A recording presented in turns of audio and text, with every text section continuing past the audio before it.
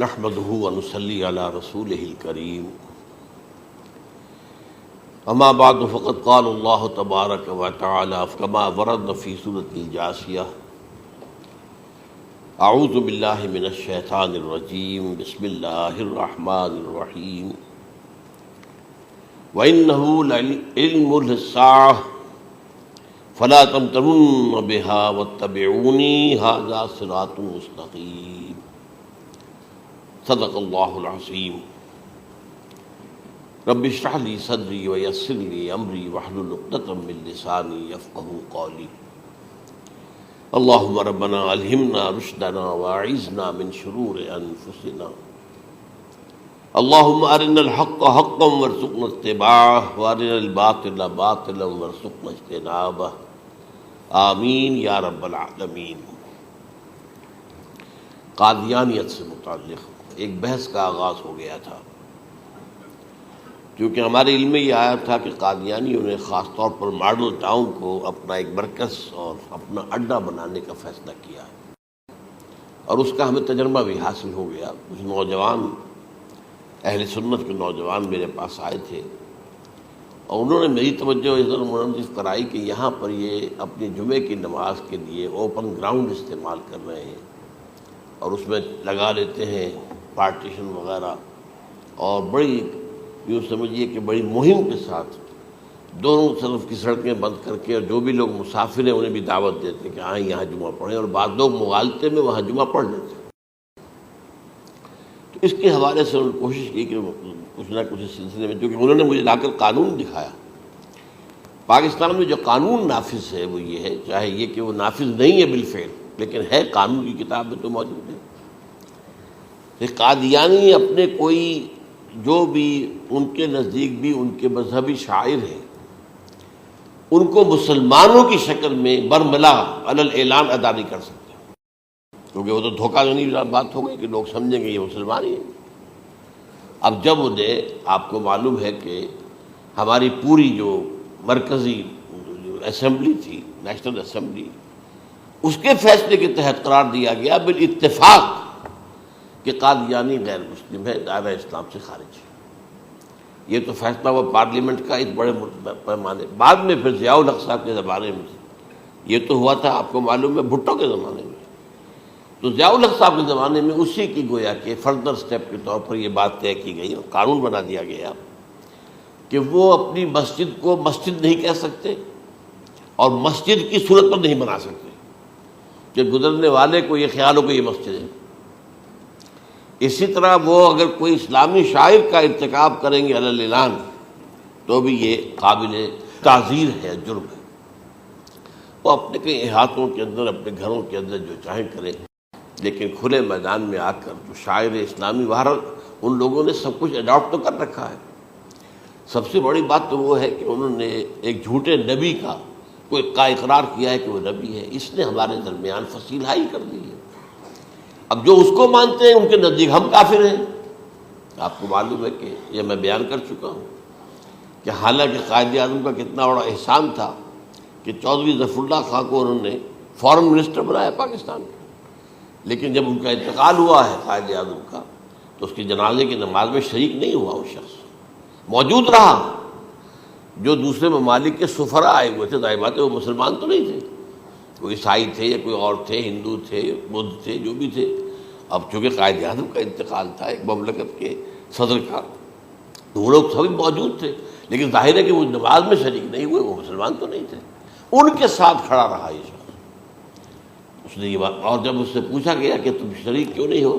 تو اس نے کہا دیکھو بھائی، مجھے یا تو مسلمان سلطنت کا کافر وزیر سمجھ لو یا کافر سلطنت کا مسلمان وزیر سمجھ لو۔ میرے نزدیک یہ کافر سلطنت ہے، میں اس کا مسلمان وزیر ہوں کیونکہ میں قادیانی ہوں۔ اب تمہارے نزدیک یہ اسلامی مملکت ہے تو میں کافر ہوں، پھر میں اس کی نماز کیسے پڑھوں؟ تو بہرحال ان چیزوں کی وجہ سے جو دھوکہ دینے والا معاملہ ہو گیا، ورنہ کوئی اور لوگ ہوں یہاں پہ، ہمیں ان سے تعارض نہیں ہے۔ عیسائی بھی ہیں، اپنی تبلیغ کرتے ہیں، کوئی خلاف ان کے رد عمل نہیں ہوتا، الا یہ کہ کہیں یہ واقعہ پیش آ جائے یا کوئی یعنی خام خواہ کو شوشہ کوئی شرارتی لوگ اٹھا لیں کہ انہوں نے قرآن کی یہ جو ہے بے حرمتی کی ہے، تو یہ تو پھر تحقیق سے معلوم ہو سکتا ہے کہ واقعہ کی تھی کہ نہیں کی تھی۔ لیکن ایک وقت میں جو اس پر تو ان کا احتجاج ہوتا ہے، لیکن یہ کہ ان کے جو ہے چرچ ہے ان کی ساری اور تبلیغ ان کی ہو رہی ہے اور بڑھ بھی رہی ہے تعداد ان کی، لیکن اس کے خلاف کوئی رد عمل تو ہمارے یہاں نہیں۔ تو یہ ہے اصل میں وہ بات۔ تو اس پر جو گفتگو شروع ہوئی تھی میں آج اس کی تکمیل کرنے جا رہا ہوں۔ حضرت عیسیٰ علیہ السلام کی دوبارہ آمد کا تعلق ہے، اس کے ضمن میں قرآن مجید میں جو نص قطعی ہے وہ نص قطعی یہ ہے اِنَّهُ لَعِلْمٌ لِلسَّاعَةِ فَلَا تَمْتَرُنَّ بِهَا۔ حضرت عیسیٰ کا ذکر ہوا ہے سورہ جاثیہ میں، اور وہاں فرمایا گیا ہے کہ یہ عیسیٰ کا دوبارہ آنا قیامت کی علامت ہوگا، یعنی کہ اب قیامت بالکل قریب آ گئی ہے۔ اِنَّهُ لَعِلْمٌ لِلسَّاعَةِ، علم حاصل ہوگا ان کی دوبارہ آمد پر کہ اب قیامت جو ہے وہ سر پر آ گئی ہے۔ اچھا، اس کے ایک اور جو ہے ذرا بالواسطہ دلائل جو قرآن مجید میں آئے ہیں، ایک ان میں سے یہ ہے کہ سورہ آل عمران میں جہاں حضرت مریم کو بشارت دے رہا تھا فرشتہ کہ آپ کے ہاں ایک بیٹا ہوگا، وہ بڑی حیران تھی کہ میرے ہاں کیسے بیٹا ہو جائے گا، ماں کو تو بغیہ، میں تو کوئی بدکار عورت تو نہیں ہوں، نہ میری کوئی شادی ہوئی ہے ابھی۔ تو اس میں جو باتیں بیان کی تھی فرشتے نے، وہ جو بیٹا ہوگا اس کی کیا شان ہوگی، اس میں یہ الفاظ بھی آتے ہیں وَيُكَلِّمُ النَّاسَ فِي الْمَهْدِ وَكَهْلًا، وہ باتیں کرے گا، لوگوں سے گفتگو کرے گا جبکہ وہ پنگھوڑے میں ہوگا، بچہ ہوگا، گود میں ہوگا، اور کہل کے وقت، کہل کہتے ہیں جب آدمی عمر میں جو ہے 40-45 کا کسی بھی اوپر ہو جائے، آپ پہلے طفل کہتے ہیں پھر جوان کہتے ہیں، عربی زبان میں شاب کا لفظ آتا ہے، بہت جوان، بڑی اچھی صحت میں ہے، اس کے بعد پھر ظاہر بات ہے ڈھلوان شروع ہوتی ہے، یہ کہل ہے۔ جب بڑھاپے کے آثار شروع ہوتے ہیں، بال سفید ہونے شروع ہوتے ہیں تو یہ کہل، قبول۔ اب سوال یہ ہے اس گھوڑے میں بات کر دیں، یہ تو معجزہ ہے، لہذا اس کا ذکر یہاں پر مناسب ہے۔ یہ بڑے ہو کر بات کرنے کی کیا ضرورت تھی کہنے کی، وہ تو سبھی کرتے ہیں انسان، یہ اسی لیے کہ معلوم ہو کہ کہولت بھی انہیں آئے گی آپ، حالانکہ آپ کو معلوم ہے سب مانتے ہیں، عیسائی بھی مانتے ہیں، سب مانتے ہیں، 33 برس کی عمر میں انہیں اٹھا لیا گیا، اس دور میں تو کہولت آئی نہیں، اس لیے قرآن ذکر کر رہا ہے۔ اور یہ بات جو ہے دوسری مرتبہ آئی ہے یہ سورہ المائدہ میں آیت نمبر 110 وَتُكَلِّمُ النَّاسَ فِي الْمَهْدِ وَكَهْلًا، صرف یہ ضمیر کا فرق ہے، وَيُكَلِّمُ النَّاسَ فِي الْمَهْدِ وَكَهْلًا، اور وَتُكَلِّمُ النَّاسَ فِي الْمَهْدِ وَكَهْلًا یہ ہے جب قیامت کے دن اللہ تعالیٰ حضرت عیسیٰ سے سوال کریں گے، اے عیسیٰ ابن مریم، کیا تم نے میری اجازت سے اور میری تائید سے یہ معجزے نہیں دکھائے، یہ معجزے نہیں دکھائے، میں نے تم پر یہ فضل نہیں کیا؟ اور یہ گویا کہ بالواسطہ عیسیٰ کے ماننے والوں سے خطاب ہے کہ اللہ تعالیٰ کے کتنے بڑے بڑے احسان ہوئے،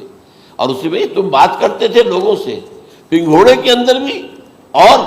کہولت کی عمر میں بھی۔ تو یہ کہولت کی عمر کب آئی؟ حضرت عیسیٰ علیہ السلام۔ تو اس کے بغیر تو ممکن ہی نہیں ہے کہ وہ دوبارہ دنیا میں آئیں، پھر ان کے اوپر وہ عمر آئے اور اس عمر کے اندر بھی وہ بات کریں گے۔ تو یہ میرے نزدیک قرآن مجید کے اندر دلائل ہیں اس چیز کے کہ حضرت عیسیٰ علیہ السلام کی دوبارہ جو ہے آمد ہوگی۔ اب اس ضمن میں چاہتا ہوں کہ آج خاص طور پر جو الساعہ کی اور جو علامتیں قرآن میں آئی ہیں، یہ ضمنی مضمون ہو جائے گا، لیکن بہرحال یہ بھی ایک معلوماتی مضمون ہے کہ ایک تو یہ قیامت کی بڑی نشانیوں میں سے حضرت عیسیٰ کا دوبارہ آنا، اور کیا کیا جو ہے باتیں بیان ہوئی ہیں وہ ذرا غور سے سن لیجیے۔ پہلی بات میں نے ہلکا سا حوالہ دیا تھا، ہم تو ایک لفظ قیامت بولتے ہیں، وہ قیامت جو ہے اتنا ہمارے نزدیک جامع لفظ ہے کہ جس میں وہ بھی جو زلزلۃ الساعہ آئے گا وہ بھی ہے، پھر جو نفخ روح نفخ ساق ہوگا وہ بھی ہے، لیکن قرآن مجید سے معلوم ہوتا ہے کہ یہ الساعہ ہے، وہ گھڑی جس دن کے یہاں قیامت برپا ہوگی، زلزلہ آئے گا، شدید ترین حالات آئیں گے، فوری طور پر تمام انسان بن نہیں جائیں گے۔ جو ہے اس کا نقشہ جو کھینچا گیا ہے، یا ایھا الناس اتقوا ربکم ان زلزلۃ الساعۃ شیء عظیم یوم ترونها تذہل کل مرضعۃ عما ارضعت وتضع کل ذات حمل حملها وتری الناس سکارى وما هم بسکارى ولکن عذاب اللہ شدید، اے لوگو ڈرو، اللہ کا تقوی اختیار کرو، اس لیے کہ قیامت کا زلزلہ بہت سخت شے ہے، بہت بھاری شے ہے۔ ان زلزلۃ الساعۃ شیء عظیم، جب پہاڑ چل رہے ہوں گے اور جو ہے انسان جو ہیں گے وہ جس طرح پروانے ہوتے ہیں، پتنگے ہوتے ہیں، ایسے اڑ رہے ہوں گے انسان، اور اس میں یہ بھی حال ہوگا کہ لوگ جو ہے ہر جو دودھ پلانے والی ہے وہ اپنے بچے کو بھول جائے گی۔ ظاہر بات ہے کہ اپنی پڑی ہوئی ہے مصیبت، حالانکہ سب سے زیادہ محبوب ترین شے دنیا میں اس سے اونچی محبت نہیں ہو سکتی جو ماں کو اپنے دودھ پیتے بچے سے ہوتی، انہیں بھول جائے۔ تذہل کل مرضعۃ عما ارضعت، اور تمہیں ایسا محسوس ہوگا کہ لوگ کسی نشے کی کیفیت میں ہیں، یعنی وہ بدحواش ہیں، بدحواس ہو گئے، لیکن یہ کہ وما ہم بسکارى، اور وہ مدہوش نہیں ہوں گے، ولکن عذاب اللہ شدید۔ تو یہ ہے زلزلۃ الساعہ، وہ ایک خاص وقت جو ہے، ایک خاص گھڑی جس میں کہ یہ ہونا ہے۔ اس کے علاوہ قرآن مجید میں القارعہ، القارعہ والقارعہ وما ادراک ما القارعہ، یوم یکون الناس کالفراش المبثوث وتکون الجبال کالعہن المنفوش۔ اب یہ کیا ہے؟ یہ نقشہ قیامت، یہ وہی ہے الساعہ، القارعہ الساعہ۔ اسی کے ساتھ قرآن میں آتا ہے الواقعہ، اذا وقعت الواقعۃ لیس لوقعتها کاذبہ، تو یہ خافضۃ رافضہ، یہ الفاظ سورہ واقعہ میں ہے۔ اسی طریقے سے اور جو ہے الحاقہ، ما الحاقہ وما ادراک ما الحاقہ، یہ تمام جو الفاظ قرآن مجید میں آئے ہیں یہ آئے ہیں الساعہ کے لیے، قیامت کے لیے نہیں۔ قیامت میں بعد میں بتاؤں گا آپ کو۔ چنانچہ 3 نفخے ہیں جو قرآن سے ثابت ہیں۔ نفخ فی الصور، اور اس نفخ فی الصور کا یہ عالم ہوگا یوم ینفخ فی الصور ففزع من فی السماوات ومن فی الارض الا من شاء اللہ، جس دن پھونکا جائے گا سور میں، اور اس وقت صورتحال یہ ہو جائے گی کہ جو بھی آسمانوں میں ہے، زمین میں ہے، سخت پریشانی اور سخت پشیمانی اور ایک طرح کی مرعوبیت اور خائف ہو کر رہ جائیں گے، الا ان کے کہ جن کو اللہ چاہے، اس کے کوئی ملائکہ مقربین ہوں گے۔ من فی السماوات فی الارض ہے، اس کے ساتھ ہی یہ کہہ دیا گیا ہے، لیکن یہ باقی پورے لوگوں کے اوپر، پوری مخلوقات کے اوپر ایک جو ہے گھبراہٹ کی کیفیت طاری ہو جائے گی۔ تو یہ ہے پہلا فضا۔ دوسرا فضا کیا ہے؟ فضا صعق، صعق کہتے ہیں آدمی کا بے ہوش ہو جانا۔ یہ دوسری مرتبہ جب سور پھونکا جائے گا، وَنُفِخَ فِي الصُّورِ فَصَعِقَ مَن فِي السَّمَاوَاتِ وَمَن فِي الْأَرْضِ إِلَّا مَا شَاءَ اللَّهُ، یہ ہے کہ اس کے بعد وہ سب کے اوپر موت طاری ہو جائے گی۔ یہ دوسرے سور پھونکے جانے کے بعد ہے۔ پھر ثُمَّ نُفِخَ فِيهِ أُخْرَى، پھر ایک مرتبہ اور پھونک ماری جائے گی، یہ تیسرا ہو رہا ہے۔ فَإِذَا هُمْ قِيَامٌ يَنظُرُونَ، تو اچانک سب کے سب کھڑے ہوں گے اللہ کی طرف دیکھتے ہوئے۔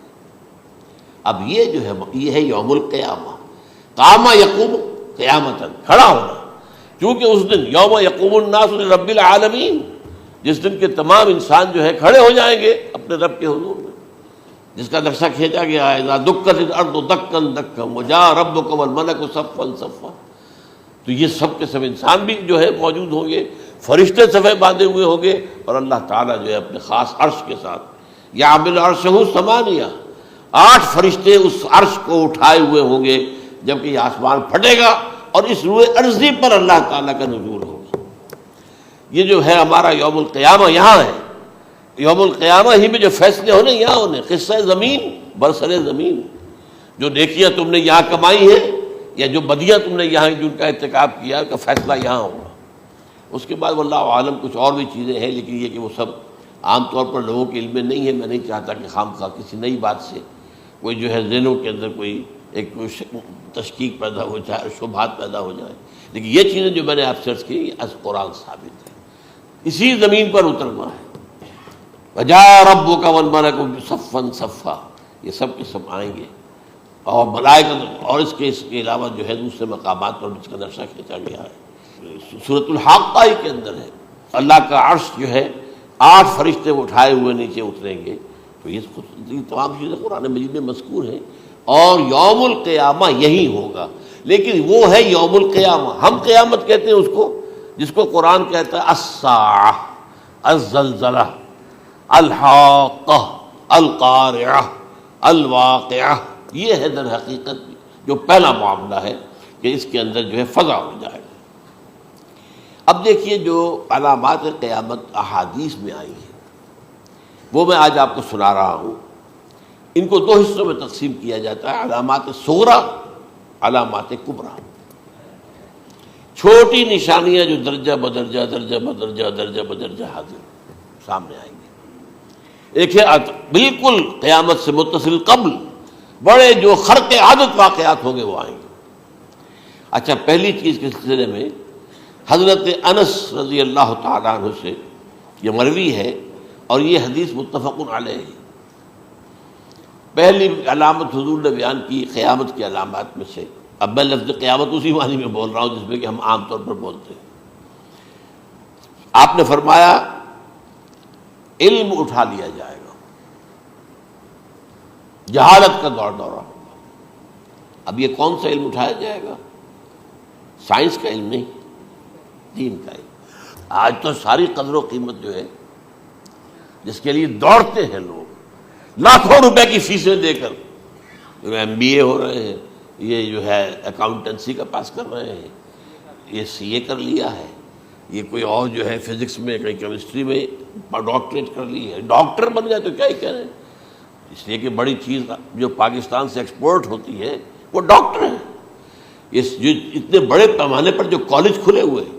3 لاکھ روپے ایک سال کی فیس، 5 لاکھ روپے ایک سال کی فیس،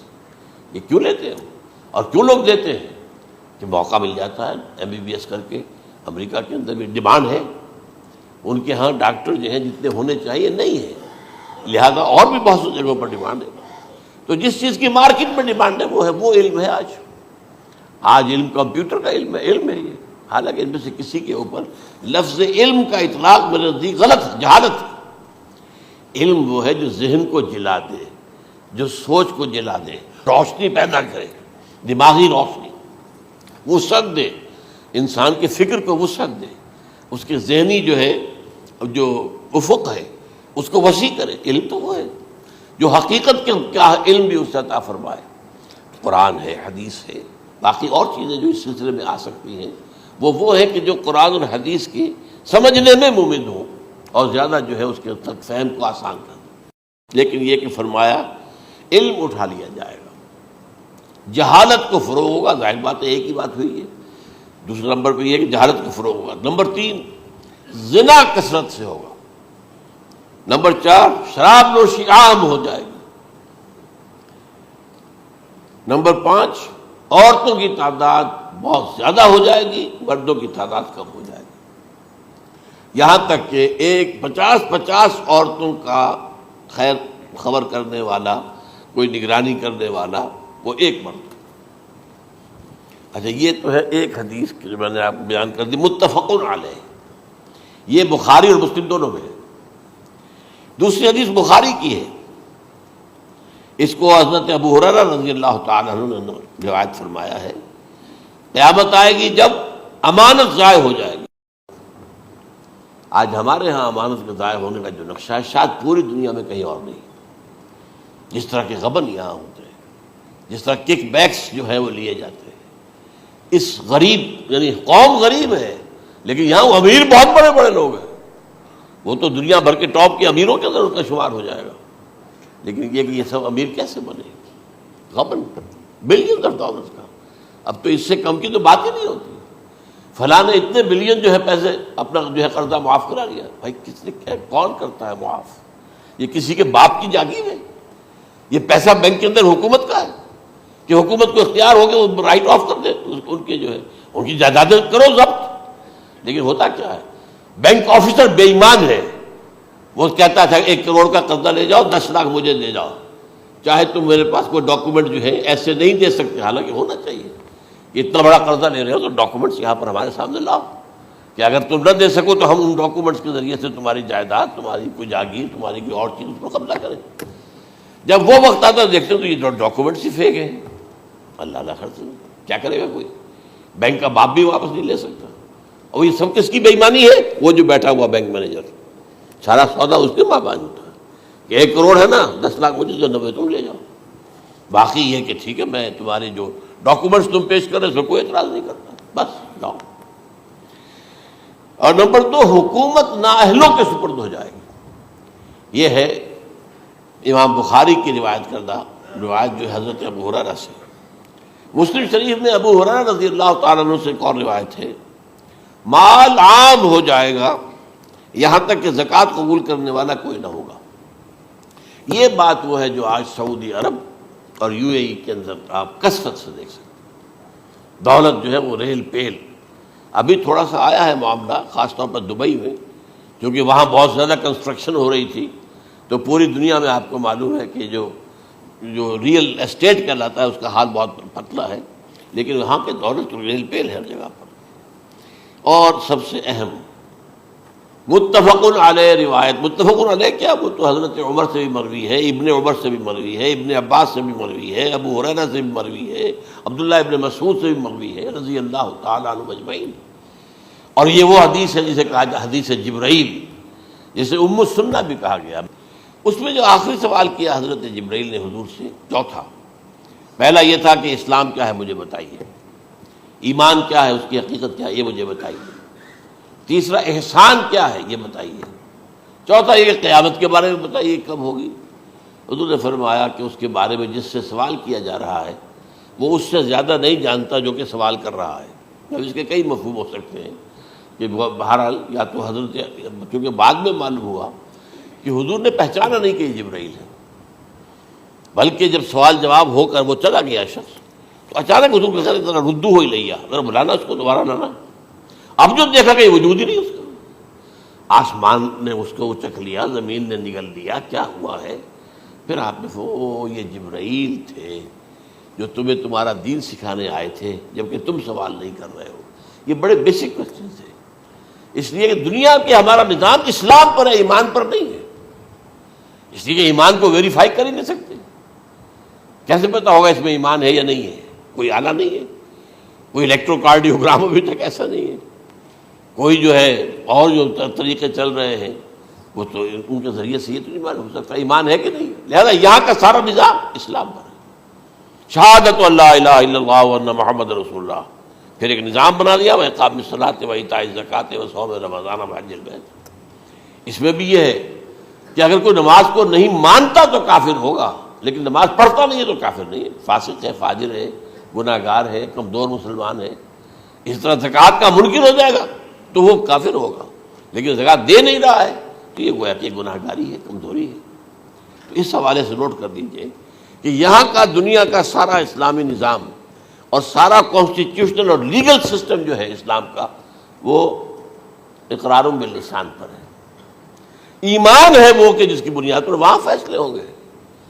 یہاں کوئی شخص مسلمانوں کا بڑا لیڈر ہے، بڑا علامہ ہے، بڑی اس کی قدر و منزلت ہے، اس کے ہاتھ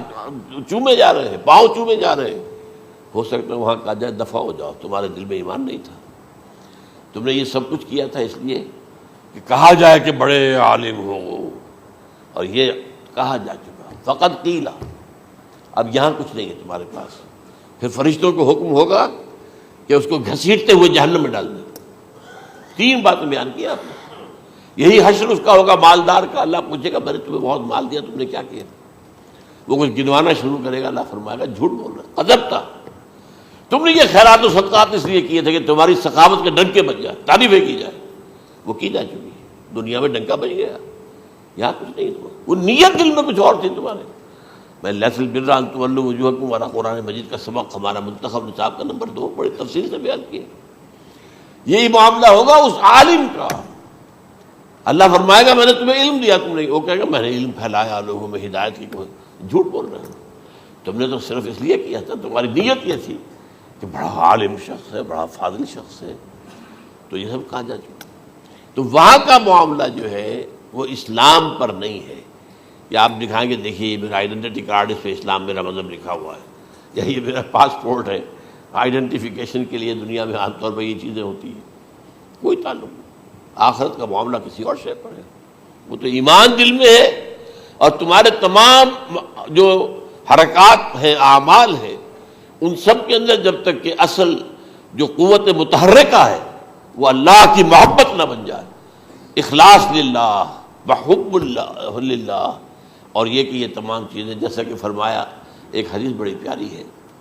ایمان کی تکمیل کی علامت کیا ہے؟ فرمایا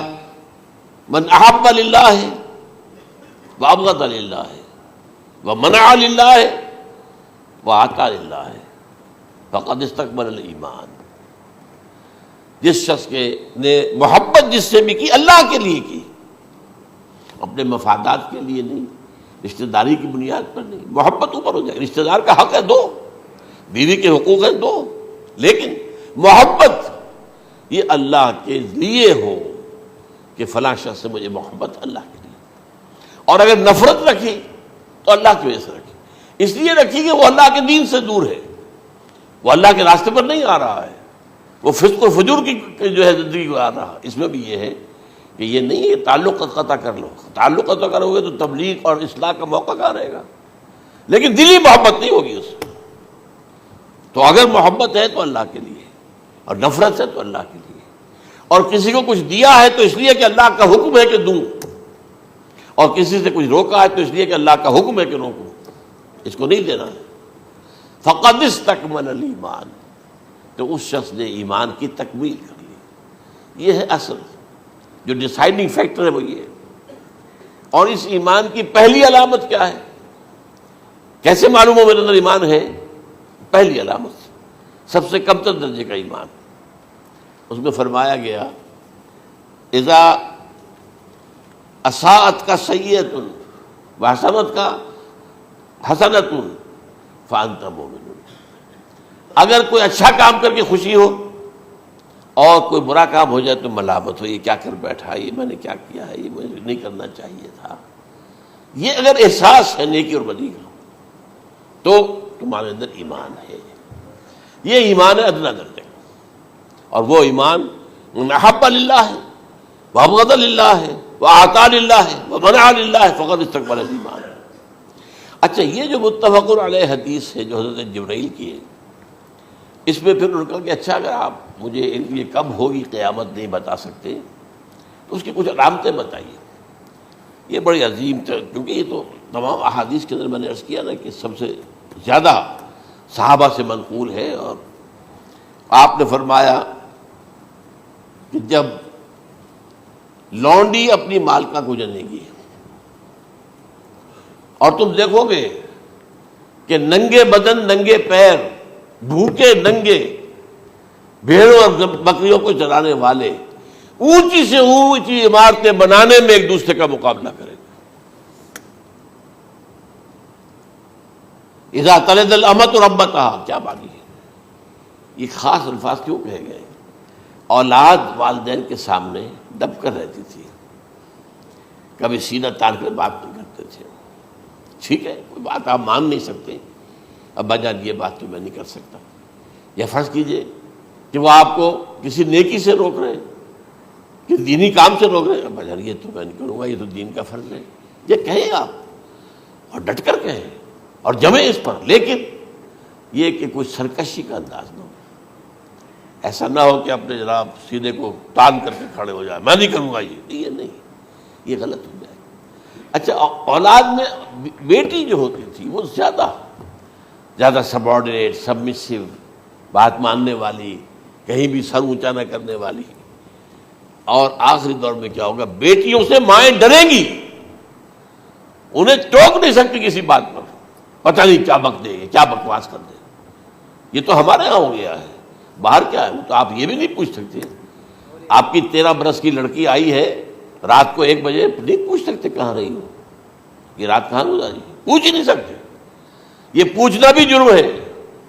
اپنے چھوٹے بچے کو آپ نے ایک تھپڑ مار دیا، تہذیب ہے، سکھانا ہے، غلط کام کیا ہے، اس کی سرزنش ہو رہی ہے، فوراً وہ اگر ایک فون کر دے گا پولیس آئے گی، بچے کو لے جائے گی، اسے لا کر کہیں اور جو ہے ڈپازٹ کرے گی، اور آپ پر مقدمہ چلے گا، آپ کو اس کی سزا بھگتنی ہوگی۔ ظاہر بات ہے کہ پھر وہاں سرکشی کا کیا عالم ہوگا، پھر اولاد کہاں سر جھکائے گی، کس درجے میں جھکائے گی، اس کی تربیت عثمانی ہوئی نہیں۔ تو ان تلد الامۃ ربتہا، گویا کہ ماں بیٹی کے نزدیک ماں جو ہے وہ ایسی ہو جائے گی جیسے لونڈی، گویا کہ لونڈی نے ایک اپنی مالکہ کو جنم دیا ہے، بیٹی مالکہ بن جائے گی اور ماں جو ہے لونڈی بن جائے گی، اور دولت کے ریل پیل کا ابھرتا دکان، یہ جو بھوکے ننگے اور مفلس، کیا حال تھا 100 برس پہلے، انہیں کھانے کو کچھ نہیں ملتا تھا۔ یہ مشرقی ساحل پر تھے، یہ سوائے یہ کہ مچھلیاں پکڑ لی، اللہ خیر اللہ وہ کھا لی، یا کہیں ان کو بیچ دیا، کوئی بنڈی لگ گئی، بنڈی لگ جاتی تھی وہاں، اور کیا تھا۔ اور مغربی ساحل پہ کیا ہوتا تھا، ساری ان کی معیشت حج کے گرد گھومتی تھی، حاجی آئے ہیں، خریداریاں کر رہے ہیں، اور آپ کو معلوم ہے پوری دنیا سے مال پہلے بھی پہنچتا تھا وہاں، آپ کو جو ہے ہر ملک کے ہر کونے کا پھل وہاں مل جائے گا آج بھی۔ اور وہاں پر یہ ہے کہ سب سے بڑی بدوؤں کے لیے سب سے بڑی بات کیا تھی، قربانی کا گوشت، اسے وہ سکھاتے تھے، سخت چمڑے کر کے کھاتے تھے، یہ ان کا حل تھا۔ آج جا کر دیکھیے نئے شہر بن رہے ہیں، امریکنز کو کانٹریکٹ دیے جا رہے ہیں، بالکل ماڈرن شہر بنا دو، ایک ایبسلیوٹلی ماڈرن شہر جو ہے وہ جو مشرقی ساحل کے اوپر جو پہلے سے آرام کو سٹی ہے، امریکن سٹی ہو، اس کے اندر کوئی سعودی بھی داخل نہیں ہو سکتا سوائے جس کے پاس اس سٹی کی طرف سے لائسنس نہ ہو، اور اس کی چار دیواری کے اندر، چار دیواری کیا فصیل کے اندر کہی ہے، جو چاہو کرو، کوئی تم پر پابندی نہیں، ننگے نہاؤ، تالاب ہے نہا رہے، ننگی عورتیں ننگی مردیں نہا رہے، کوئی پوچھنے والا نہیں۔ اب اسی قسم کا ایک سٹی آباد ہونا جا رہا ہے مغربی ساحل پر، جدہ اور ینبوع کے درمیان، اور اس میں اصل میں جتنی بھی دولت ہے جو پیٹرول کی ہے وہ وہیں پر رکھ لی جاتی ہے امریکہ کے اندر، تاکہ امریکہ جو ہے ایسے ایسے پروجیکٹ بنا کر جب تمہیں دے گا تو اس میں سے پیسے دے گا، وہ نہیں ملتی ان کو واپس۔ بہرحال یہ تو ایک میں نے ایک جگہ آپ سے ذکر بھی کیا تھا، دی کنفیشنز آف این اکنامک ہٹ مین، وہ کنفیشنز کی بات جو ہے اگر آپ میں سے کسی کو دلچسپی ہو تو اسے پڑھیں کہ کس طریقے سے 1973 کے آئل امبارگو کے بعد جو شاہ فیصل شہید کے زمانے میں ہوا تھا، پھر جس طریقے سے امریکہ نے ان تمام ممالک کو جکڑ لیا ہے، اس کا پورا جو پروسیس کیا تھا وہ سامنے آتا ہے۔ بہرحال اس کے بعد آتا ہے علامات کبریٰ کا ذکر، بڑی علامتیں جو کہ بالکل خرق عادت کے انداز میں ہوگی، جن کا معاملہ جو ہے وہ آپ کے ناپ تول میں نہیں آ سکتا، آپ کی کیمسٹری فزکس اس کا جو ہے وہ نہیں کر سکتی، ادراک ہوگا یہ قیامت کی۔ ان میں نمبر 1 کیا ہے، ایک بہت بڑا دھواں آئے گا، پوری دنیا کو لپیٹے گا۔ نمبر 2 دجال کا ظہور ہوگا، جو اپنی خدائی کا دعویٰ لے کر آئے گا اور بنوائے گا، اس کے ہاتھ میں ہو جائیں گے، قبضے میں ہو جائیں گے سارے ذرائع پیداوار کے، اس کی طرف بھی پہلا قدم اٹھ چکا ہو، ٹرپس کے نام سے معاہدہ ہو چکا ہے، کوئی ملک اپنا بیج پیدا نہیں کر سکتا ہو، یہ بیج ہم نے ڈیولپ کیے ہیں، ان کے ڈیولپمنٹ سے پہلے تم ایک ایکڑ سے کتنی گندم لیتے تھے، آج کتنی لے رہے ہو، کس بنا پر؟ جینیٹکس کا جو کام ہم نے کیا ہے اس کی بنا پر ہو رہا، ہاں تو ہمارا حق ہے، اس کی رائلٹی ہمارے پاس آنی چاہیے، لہذا صرف ان اداروں سے، ملٹی نیشنل سے خریدا جائے گا بیج، اور بیج بھی وہ دیں گے وہ کہ جس سے جو فصل اگے گی وہ بیج نہیں لا سکتی، وہ بیج کا کام نہیں کر سکتی۔ جیسے آپ کو معلوم ہے کہ آپ کے ہاں جو گوشت کھایا جاتا ہے مرغے کا، تو مرغا وہ جو ہے اس میں مرغا ہو یا مرغی ہو، اس کے اندر کوئی وہ کیفیت ہی نہیں ہے، ان کے انڈے جو ہے ان سے آپ بچے حاصل نہیں کر سکتے، ہے تو انڈا، دیکھنے کو تو انڈا ہے، لیکن وہ بنڈا جو ہے اس سے بچہ تو نہیں حاصل کر سکتے۔ ایسے ہی وہ گندم کا بیج دیں گے، نظر آئے گی گندم، لیکن اس کے اندر وہ صلاحیت نہیں ہے کہ اس سے جو فصل اگے گی اس کا نتیجہ جو ہے وہ بھی آپ لے سکیں، یہ ہونا ہے، اللہ جانے، قدم اٹھ رہے ہیں ادھر۔ پھر یہ ہے کہ دابۃ الارض، زمین سے ایک حیوان نمودار ہوگا، زمین شق ہوگی۔ ابھی میں کہہ رہا ہوں خرق عادت ہے، یہ چیزیں وہ نہیں ہیں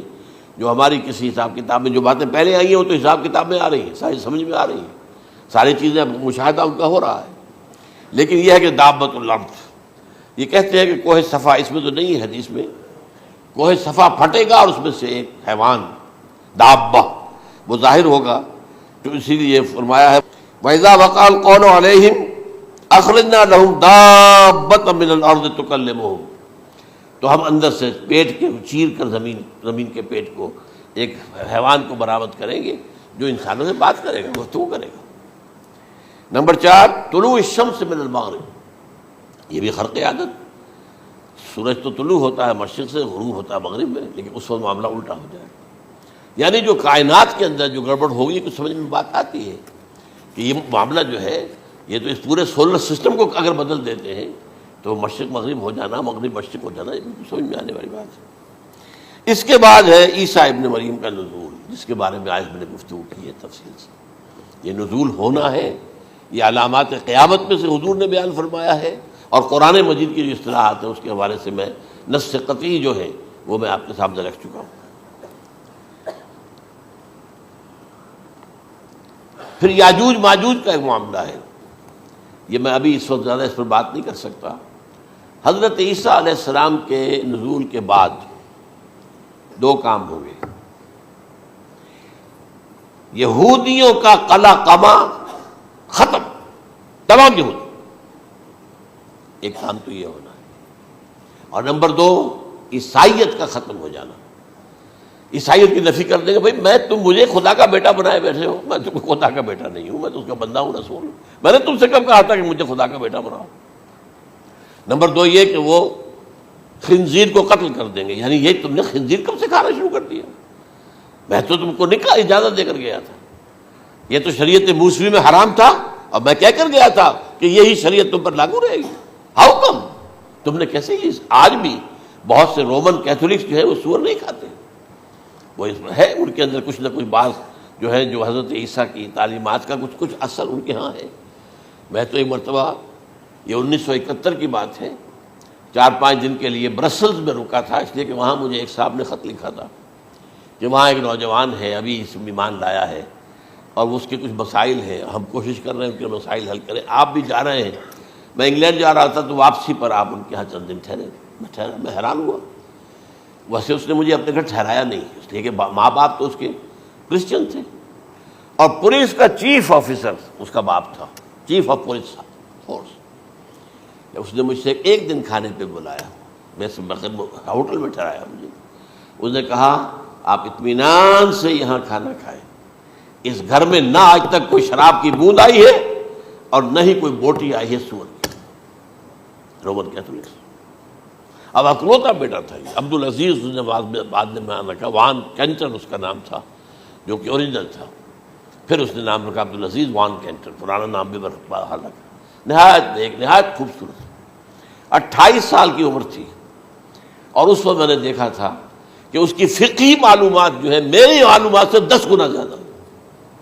اس کی وجہ کیا ہے؟ وہ گیا تھا موراکو میں ایز اے ٹیچر ملازمت کرنے، پیسہ کمانے،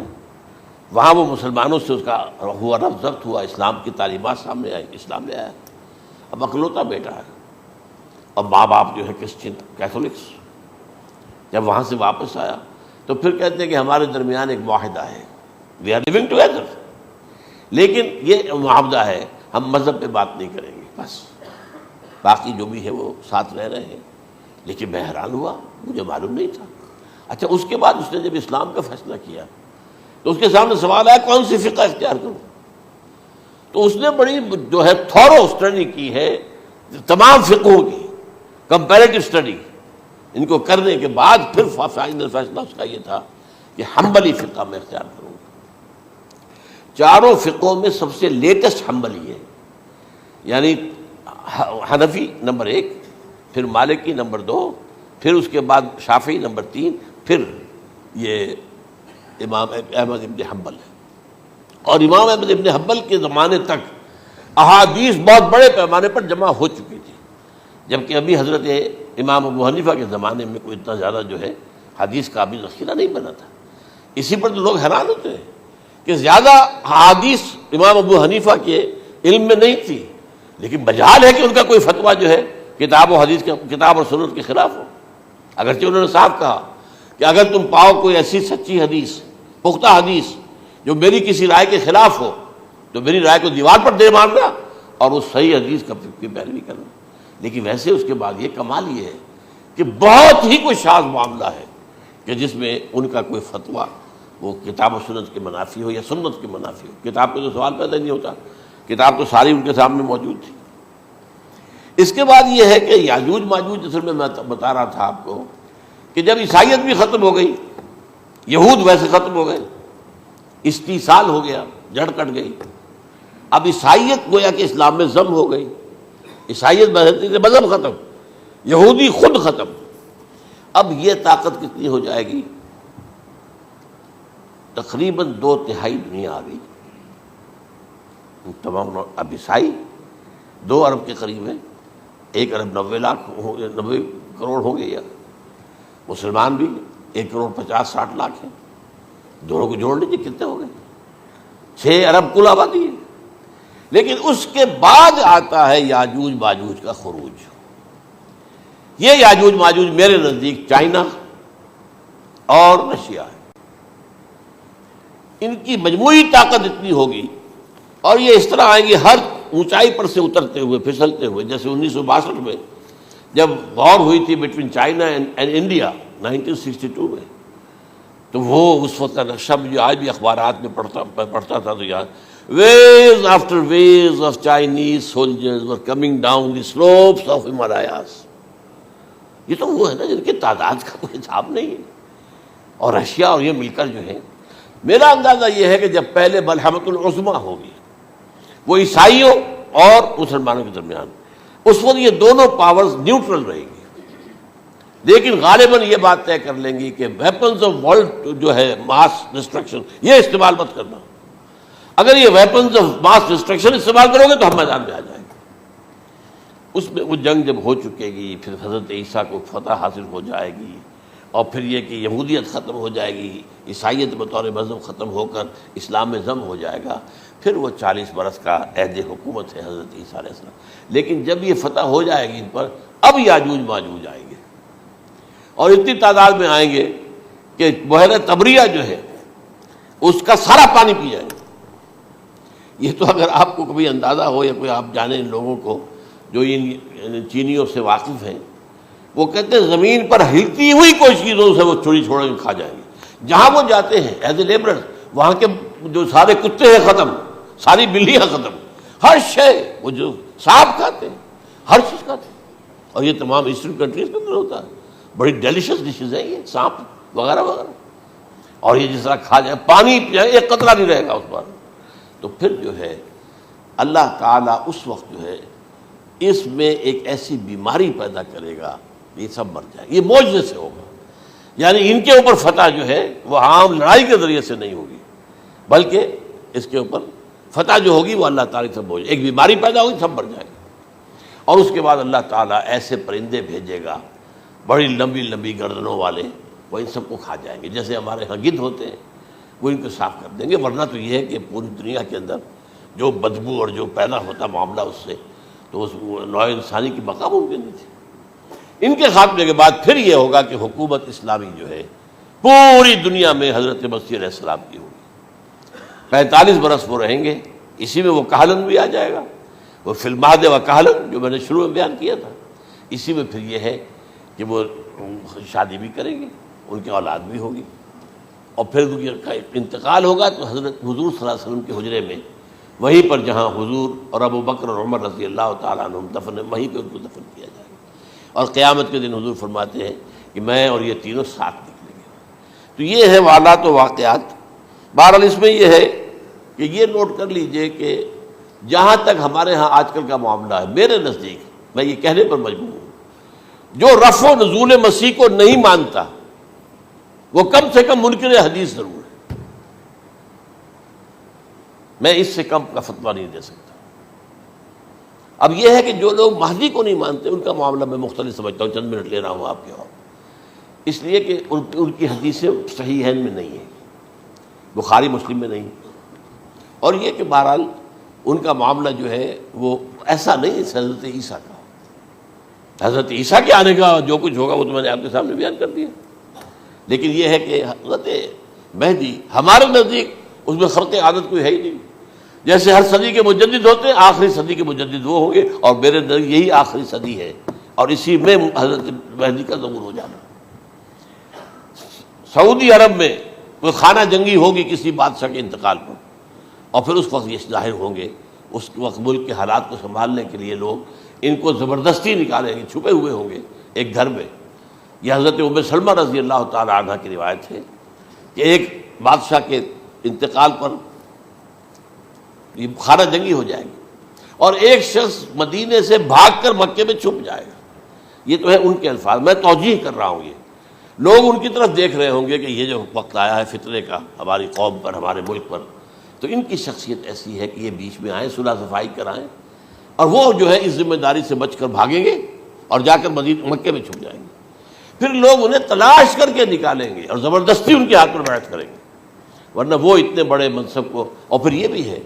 ایک حدیث میں آتا ہے یصلحو فی لیلۃ واحدہ،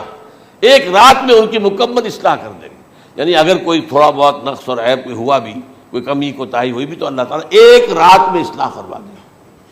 لیکن ہمارے نزدیک اس قدر کوئی خرق عادت ہے ہی نہیں. البتہ جو کہتے ہیں اہل تشیع، وہ خرق عادت ہے کہ ان کے 12ویں امام جو ہے وہ بچپن ہی کے اندر اس خوف سے کہ جو بنو عباس بادشاہ ہیں وہ ان کو قتل کر دیں گے، تو وہ ایک غار میں چھپا دیے گئے. اب وہ 1200 برس سے اس غار کے اندر چھپے ہوئے، اور اس کے بعد وہ ظاہر ہوگی، وہ امام مہدی ہوں گے. اس میں خرق عادت ہے. لیکن میں یہ کہتا ہوں کہ محض خرق عادت کی بنیاد پر ہم اس کی نفی نہیں کریں گے. کیوں؟ کیا ہم یہ نہیں مانتے کہ اصحاب کہف 300 برس تک سوئے رہے؟ یہ کیا عام بات ہے؟ حضرت عزیر علیہ السلام، اللہ نے انہیں موت دی، موت، اور 100 برس کے بعد زندہ کر کے اٹھا لیا. تو خرق عادت حضرت عیسیٰ کو ہم اتنا بڑا خرق عادت مانتے ہیں کہ اٹھا کر آسمان پر، تیسرے آسمان کے اوپر ہیں، موجود ہیں، اب بھی ہیں. شب معراج میں تیسرے آسمان پر حضور کی ملاقات ان سے ہوئی. تو یہ خرق عادت کی بنیاد پر نفی نہیں ہم کرتے. ہو سکتا ہے، لیکن یہ کہ اس کے لیے ہمارے پاس کوئی دلیل نہیں، کوئی احادیث نہیں، کچھ نہیں، اس لیے ہم اس کو نہیں مانتے. البتہ خود وجود جو ہے حضرت مہدی کا، وہ کوئی عجیب بات نہیں ہے. وہ تو جیسے پہلے بھی آئے ہیں ہمارے مجددین، ایسے مجدد ہوں گے اور دین کو تازہ کر دیں گے. ایک صحیح اسلامی ریاست جو ہے وہ عرب میں قائم ہو جائے گی دوبارہ. حضور نے فرمایا وہ عدل اور انصاف سے عرب کو اسی طرح بھر دے گا جیسے کہ وہ اس سے پہلے ظلم اور جور اور زیادتیوں کے سے بھری ہوئی ہوگی. تو یہ کام ہوگا، یہ تو مجدد کا کام ہوتا ہی ہے اس حوالے سے. لیکن بہرحال میں نے پھر بھی کہا کہ اگر احادیث کی کمزوری کی وجہ سے کہ صحیح عین میں نہیں ہے، اگر کوئی شخص انکار کرے تو مجھے کوئی اعتراض نہیں ہے، ٹھیک ہے. لیکن جو حضرت عیسیٰ کے نفع سماوی اور حضرت عیسیٰ کے نزول کا انکار کرتا ہے، وہ کم سے کم، میں انہیں اور آگے کوئی فتویٰ نہیں دیتا کہ وہ کافر ہو گئے یا یہ ہو گئے یا وہ ہو گئے، لیکن منکر حدیث کے لائن میں تو وہ لازماً کھڑے ہو گئے، کیونکہ اتنی واضح اور پکی حدیثیں ہیں حضرت مسیح کے نزول.